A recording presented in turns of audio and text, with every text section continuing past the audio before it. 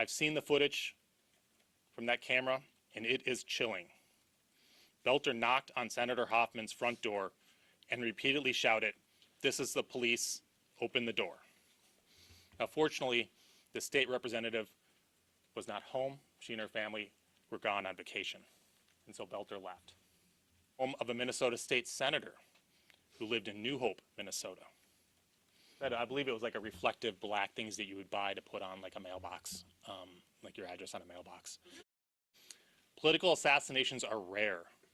They strike at the very core of our democracy. But the details of Boelter's crime are even worse. They are truly chilling. It is no exaggeration to say that his crimes are the stuff of nightmares. Well, it's pretty clear from the evidence that he's been planning these attacks for quite some time.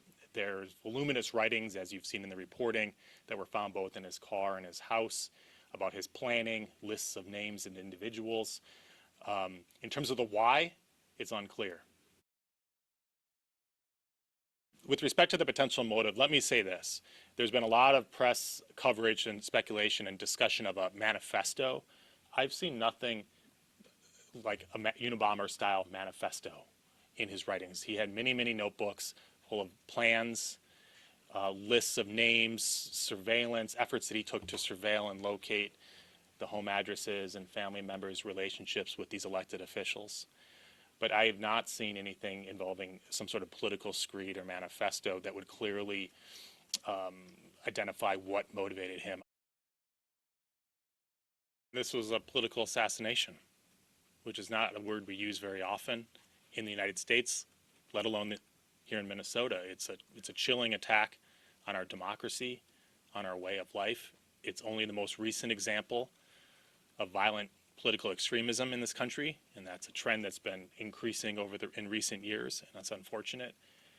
And I hope it's a wake-up call to everyone that people can disagree with you without being evil or needing to be killed or hurt.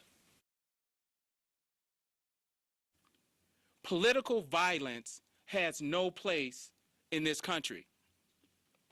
The FBI, alongside our partners, will remain focused on the work ahead and on ensuring justice is served.